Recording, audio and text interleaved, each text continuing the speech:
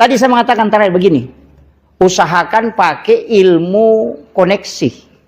Kenapa dalam peristiwa Isra Mi'raj itu disebutkan hanya 2 tempat, minal masjidil haram ilal masjidil aqsa. Jadi Nabi itu kan disebut minal masjid, dari masjidil haram ke masjidil aqsa di Palestina. Padahal Nabi itu kan dari masjidil haram ke Madinah, dari Madinah ke Bukit Tursina, dari Bukit Tursina baru ke Baitul Lahmi, dari Baitul Lahmi baru ke masjidil aqsa. Tapi kenapa cuma dia disebut, tidak disebut ke Madinahnya? Kan Nabi disuruh sholat di Madinah, baru bertanya ke Jibril, tempat apa ini? Dia mengatakan, di sini nanti kau berhijrah Muhammad. Ini adalah Madinah.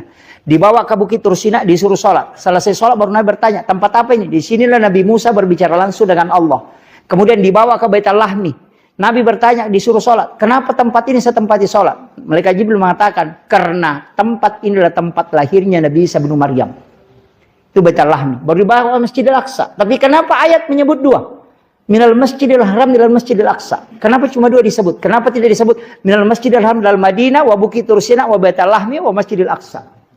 Itu karena pesan untuk kita. Mesti kita start dari sini, tutup di sini. Misalnya kayak saya, Pak, berangkat dari Sidrap.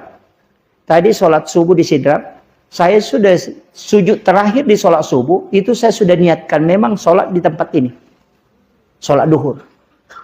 Jadi ketika saya melakukan perjalanan kemudian kecelakaan dan meninggal di jalan, Allah itu cuma tanya malaikatnya, dia dari mana dan mau kemana.